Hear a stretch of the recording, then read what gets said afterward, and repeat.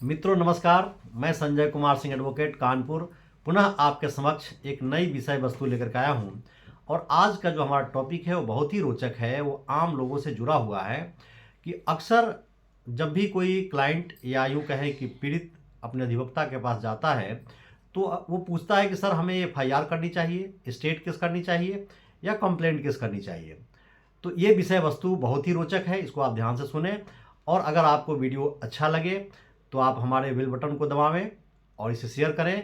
और कुछ सारगर्भित आप कमेंट करें, क्योंकि कई वीडियो जो मैंने पीछे बनाया है वो आपको मालूम है कि आपके कमेंट पर भी मैंने वीडियो बनाया है। तो अगर आपका प्रश्न बेहतर होगा तो निश्चित रूप से आगे का वीडियो उस पर मेरा बनेगा। और आप जानते हैं कि मैं एक प्रैक्टिशनर होने के नाते आपके विषय वस्तु को भी मैं उठाता हूँ, चाहे वो सोशल साइट पर हो चाहे वो आपका यूट्यूब पर हो। तो आइए इस विषय को हम देखते हैं। पहले तो आप ये समझिए कि जब हम कोई एफआईआर करने जाते हैं तो ये एफआईआर की जो पावर है सीआरपीसी में वो 154 सीआरपीसी में इसका डिफिनीशन दिया हुआ है, इसकी प्रक्रिया दिया हुआ है। और हम ये कहें कि डिफिनीशन जो है वो सीआरपीसी की धारा 2C में है, लेकिन जो इसकी प्रक्रिया है वो 154 से लेकर के 176 तक है। तो जैसे हम एफआईआर में जाते हैं तो पुलिस को जो पावर 154 में है, और अगर पुलिस ने आपकी कोई कंप्लेंट ले लिया, जैसे आपने कोई तहरीर दिया, पुलिस ने कंप्लेंट ले लिया और उस कंप्लेंट्स लेने के बाद में कहीं अगर एफआईआर नहीं दर्ज किया तो फिर आप न्यायालय में जाते हैं। जैसा कि आप जानते हैं पुराना सीआरपीसी के आधार पर 155(2) में आप जाते हैं। लेकिन अगर उस पर भी कोई कार्रवाई नहीं हुई तो आप जानते हैं कि 156(3) में जाते हैं। और जो हमारा नया कानून आया है बीएनएसएस, उसमें आप 173 में जाते हैं। तो एक प्रक्रिया है स्टेट केस की। लेकिन कई बार क्या होता है कि लोग ये भी समझते हैं कि एफआईआर और कंप्लेंट का मतलब यह है कि जब हम कोई घटना घटती है उस घटना पर कोई आप कंप्लेंट लेकर जाते हैं, तहरीर लेकर के जाते हैं, तो पुलिस एज ए शिकायत, एज ए कंप्लेंट उसको अपने पास रखती है और अपने जो भी अधीनस्थ उनके स्टाफ होते हैं उनको मौके पर भेजती है, मौका मुआयना कराती है और आसपास के लोगों से उस घटना की तस्दीक कराती है कि वाकई ये घटना घटित हुआ है या ऐसे ही आपने कोई झूठी तहरीर दिया है। अब जानते हैं पुलिस के पास चूँकि दिन भर तमाम ऐसी शिकायतें आती रहती है, तो हर शिकायत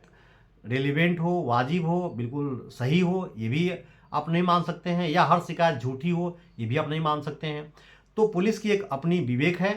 कि हर घटना को वो सही नहीं मानती है, और कई बार ये भी देखते हैं कि जब वो सही मानती है तो उसको एफआईआर दर्ज करती है। तो एक एफआईआर जो दर्ज करती है वो 154 सीआरपीसी में, जैसा कि मैंने आपसे बताया। लेकिन आपकी घटना छोटी हो या बड़ी हो, अगर एफआईआर दर्ज नहीं होती है तब आप कंप्लेंट केस में जाते हैं, अर्थात परिवाद माननीय न्यायालय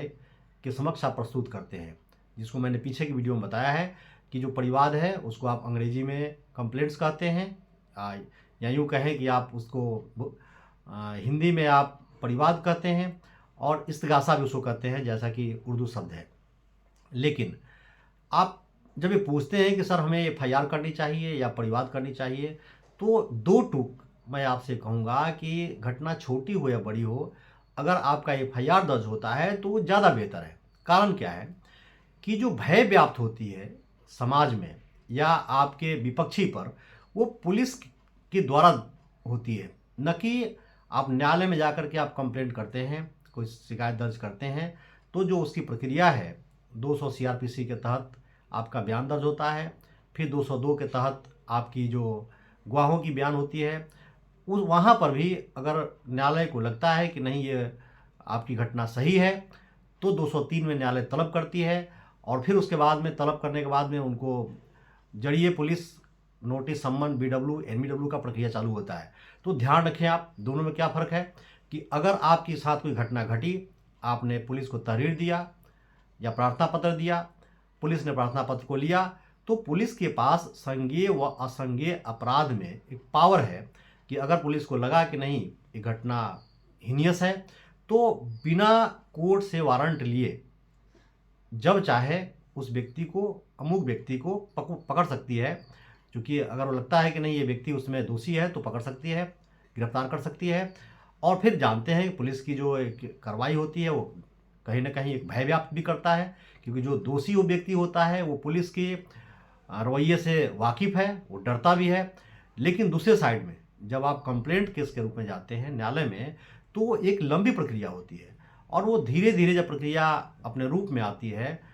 तो न्यायालय भी वही काम करती है, फिर सम्मन, BW, NBW या कुर्की नोटिस 82-83 की प्रक्रिया अपनाती है, और उसके बाद तब जा कर के जब पुलिस वहाँ जाएगी तो आप महीनों लग जाएंगे, सालों लग जाएंगे, और उस पर कार्रवाई होती है। लेकिन एक बात आप ये ध्यान रखें कि अगर आपने कोई अपनी घटना पर FIR दर्ज कराया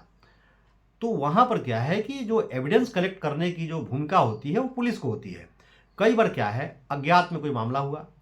और आपको नहीं पता है कि कौन व्यक्ति इस घटना को कारित किया, तो पुलिस की जिम्मेदारी बनती है कि वहाँ पर सर्कमस्टांशियल एविडेंस को कलेक्ट करके और उस मामले को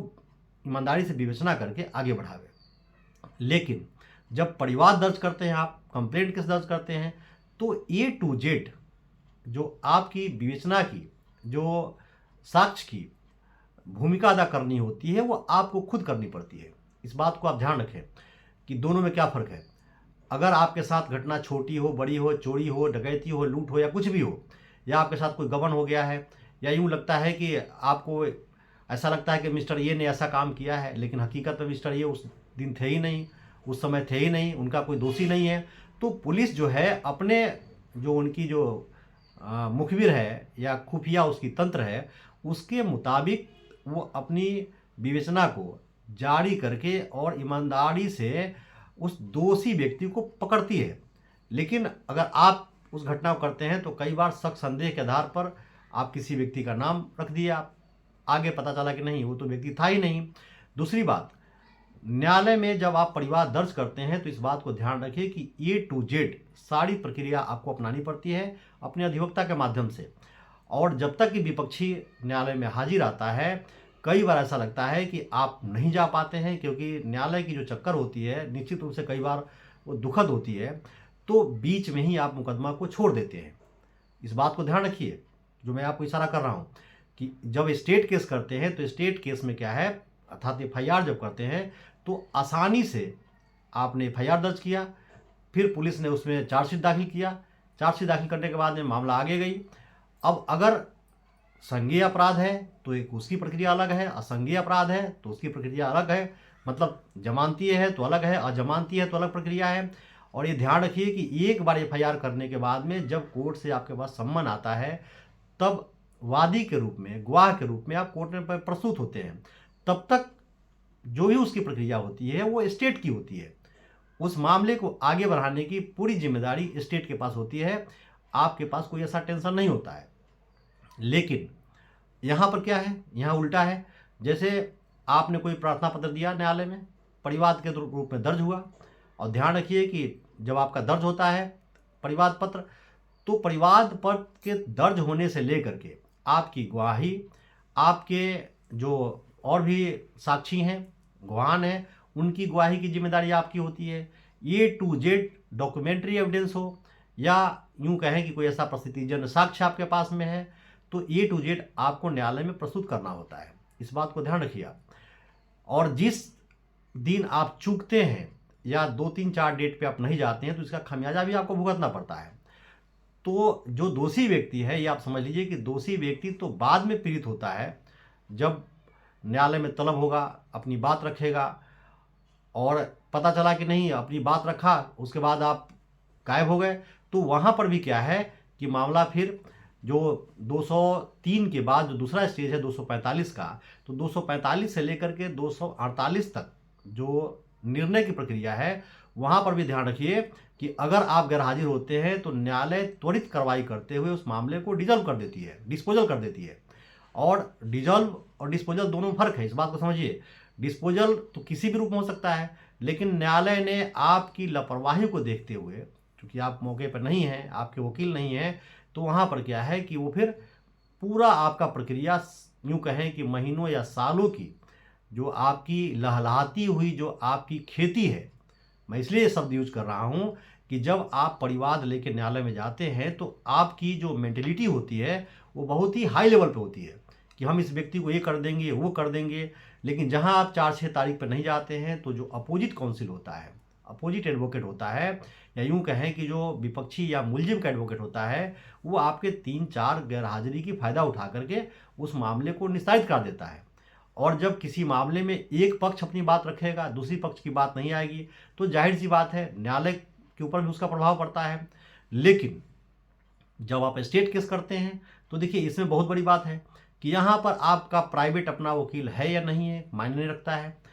जो स्टेट की तरफ से जो सरकारी एडवोकेट होते हैं, चाहे वो अधीनस्थ न्यायालय में एपीओ हो या सेशन कोर्ट में आपके एडीजीसी हो, डीजीसी हो, तो जो उनकी जो भूमिका होती है वो ये मानकर चलिए कि स्टेट के फेवर में बेहतर होती है।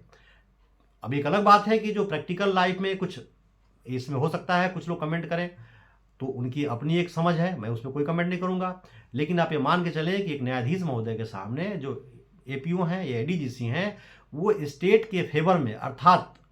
जो पीड़ित व्यक्ति है उसके पक्ष में ही अपनी बात रखेंगे। ऐसा नहीं कि वो मुलजिम के पक्ष में जाकर के अपनी बात रखेंगे। दूसरी बात कि अब मैंने आपको बताया कि जो गवाहों की तलब करने की जो भूमिका होती है वो एपीओ को होती है, एडीजीसी की होती है। आपको वहाँ पे उस भूमिका से कोई मतलब नहीं है। हाँ, आपको लगता है कि नहीं ये गवाह चूँकि हमारे फेवर में नहीं है, तो आप अपने सरकारी वकील को आप इंफॉर्मेशन देते हैं, और गवाही अगर वो बेहतर नहीं है, आपको लगता है कि वो आपके पक्ष में दे सकता है या मुलजिम से मिल गया है, तो वहाँ पर क्या होता है कि उनकी गवाही को काट दिया जाता है, और वो काट देते हैं, उसको आगे बढ़ा देते हैं जो आपके पक्ष में होता है। लेकिन जो तलब करने की प्रक्रिया होती है वो पूरी स्टेट की होती है। और आपको पता है चाहे सरकारी व्यक्ति हो या गैर सरकारी हो, अर्ध सरकारी हो, न्यायालय जब चाहे सम्मन देकर के उसको बुला सकता है। स्टेट केस में ये फायदा है। लेकिन जब आप कंप्लेंट केस करते हैं तो क्या है, बिल्कुल अलग है। आज मान लीजिए किसी व्यक्ति को आपने गवाह बनाया, लेकिन कल किसी बात पर उससे कोई दुश्मनी हो गई, तो फिर वो कोर्ट नहीं जाता है, या यूं कहें कि आपसे वो नाजायज़ फ़ायदा उठाता है। लेकिन जब वही व्यक्ति स्टेट का गवाह है तो फिर वहाँ पर क्या है, पुलिस की जिम्मेदारी बनती है कि वो नहीं भी जा रहा है तो रातों रात पुलिस उठा करके उसको अगले दिन न्यायालय में पेश करती है। तो जहाँ तक मैं समझता हूँ कि स्टेट केस व कंप्लेंट केस दोनों के बीच में आप इस अंतर को समझ गए होंगे। और मित्रों, फिर मैं आग्रह करूँगा कि आपको हमारा वीडियो अगर अच्छा लगता है तो आप बेल बटन को दबाएँ और इसे शेयर करें और रेलिवेंट कमेंट करें, अर्थात सारगर्भित कमेंट करें। धन्यवाद।